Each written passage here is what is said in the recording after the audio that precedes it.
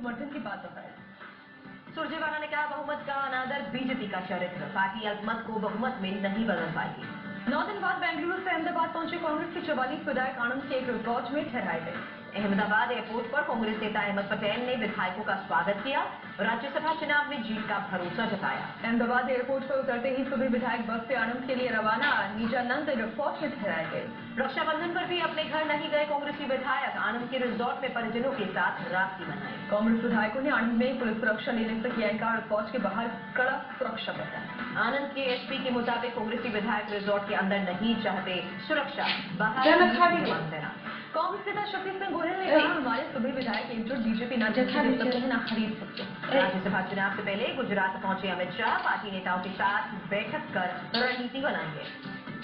कांग्रेस नेता जयराम रमेश का कबूलनामा, अस्तित्व के संकट से गुजर रही है कांग्रेस, मौजूदा संकट चुनावी नहीं। जयराम रमेश ने कहा, मोदी और शाह के खिलाफ काम चलाओ रवैया नहीं चलेगा, सामूहिक प्रयास की जरूरत बताई। ममता की बाजू को त्रिपुरा में भी लगा झटका, टीएमसी के 6 निलंबित विधायक बीजेपी में हुए शामिल। सुपरस्टार रजनीकांत से मिली बीजेपी नेता पूनम महाजन, बीजेपी नेताओं ने कहा, मुलाकात राजनीतिक नहीं। केरल के सीएम विजयन का बीजेपी पर गंभीर आरोप, कहा केरल के कुछ हिस्सों में हमले करवा सकती है बीजेपी। विजयन ने इंटेलिजेंस रिपोर्ट का हवाला दिया, कहा केरल में आरएसएस नेता की हत्या की सीबीआई जांच को सरकार तैयार। राजनीतिक हिस्सा पर केरल विधानसभा में बीजेपी का हंगामा, सदन की कार्यवाही स्थगित। मंत्री डीके शिव कुमार से बेंगलुरु आईटी दफ्तर में 4 घंटे तक पूछताछ, आयकर विभाग ने सम्मन भेजा था। 3 एमएलसी के इस्तीफे से अखिलेश खफा, कहा बिना बहाना बनाए छोड़े पार्टी। अखिलेश ने कहा, हमें भी पता चले बुरे वक्त में कौन है हमारे साथ। 3 एमएलसी ने हाल ही में पार्टी छोड़ी है। शिवसेना ने अपने कोटे के मंत्री सुभाष देसाई का किया बचाव, 400 एकड़ की जमीन घोटाले के आरोप को किया खारिज। मुंबई में बेस्ट बस कर्मचारियों की हड़ताल खत्म हुई, उद्धव ठाकरे से मीटिंग के बाद यूनियन ने हड़ताल खत्म की।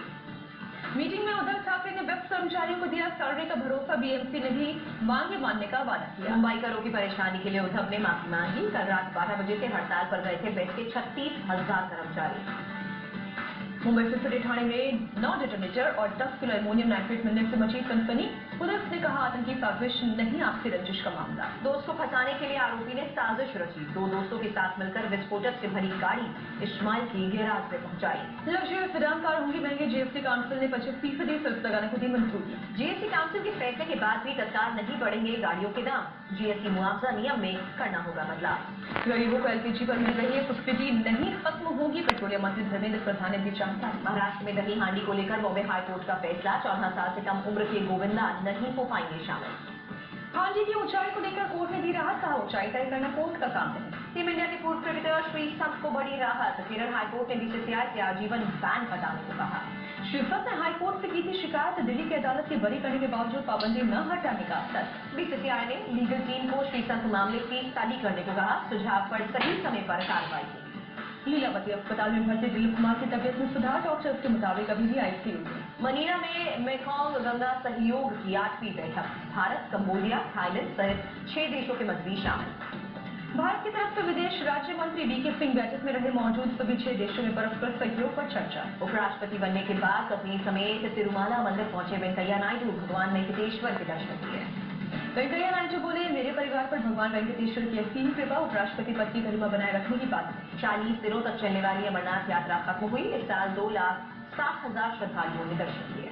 भगवान शिव की पवित्र छड़ी गुफा में पहुंची, आखिरी दिन भारी संख्या में श्रद्धालुओं ने किए दर्शन। दिल्ली और एनसीआर के कई इलाकों में भारी बारिश, रक्षाबंधन के लिए निकले लोग फंसे। पीएम मोदी के लिए यात्रा रहा रक्षाबंधन, राखी बांधने पीएमओ पहुंचे वृंदावन की विधवा महिलाएं। पीएमओ पहुंची 103 साल की विधवा शरबती देवी, पीएमओ ने जारी की मोदी को राखी बांधने की तस्वीर। पीएम मोदी ने बच्चों से भी बनवाई राखी, पीएम को राखी बांधने आज अलग अलग स्कूलों से भी पहुंचे थे लोग। नए राष्ट्रपति रामनाथ कोविंद ने रक्षाबंधन का त्योहार मनाया, राष्ट्रपति भवन जाकर स्कूली बच्चों ने राखी बांधी।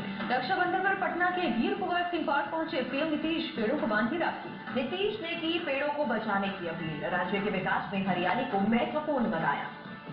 जेडीयू नेता शरद यादव ने अपने ट्विटर पर पोस्ट किया उनकी तस्वीर, नातिन से राखी बंधवाते और मिठाई खाते दिखे। तेजस्वी और तेज प्रताप ने बहनों से राखी बंधवाई, राबड़ी देवी भी साथ।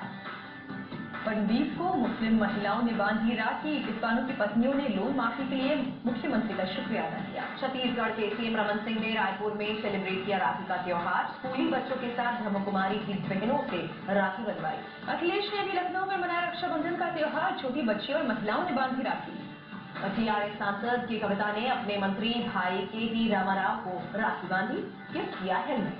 वाघा बॉर्डर पर धूमधाम से मनाया गया रक्षाबंधन का त्योहार। अमृतसर से बड़ी तादाद में बीएसएफ के जवानों को राखी बांधने पहुंची महिलाओं ने सैनिकों की लंबी उम्र की दुआएं मांगी। सैनिकों ने बहनों को रक्षा का वचन दिया।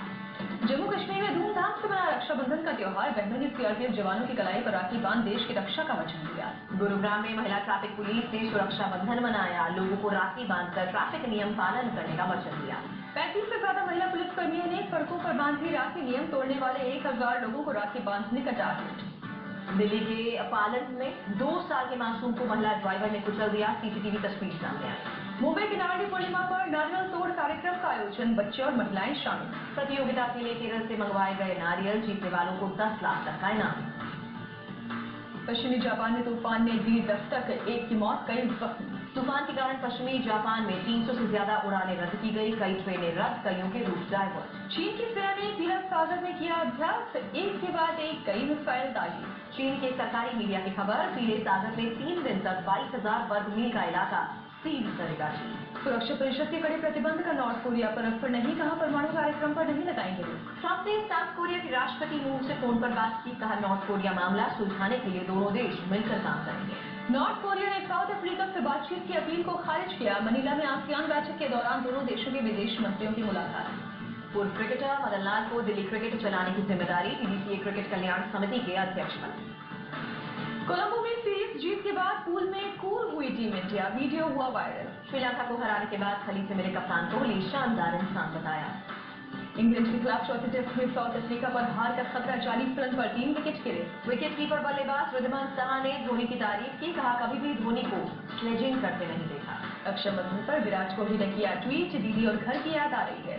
सहवाग ने अपनी बहनों के साथ रक्षाबंधन की तस्वीर शेयर की। लिखा मेरी बहनें अंजू जी और मंजू जी और मैं आप गंजू। नोटबंदी और ऑपरेशन क्लीन मनी काल पर इनकम टैक्स रिटर्न दाखिल करने वालों की संख्या 25%। ईरान की 2 कंपनियों ने रेनो के साथ 77.8 करोड़ डॉलर का करार किया। 1.5 लाख कार बनाई जाएंगी। ग्राहकों को पंजाब नेशनल बैंक का झटका। 1 सितंबर से नॉन बेस ब्रांच में 5,000 से ज्यादा नकद जमा करने पर देना होगा 0.10% टैक्स।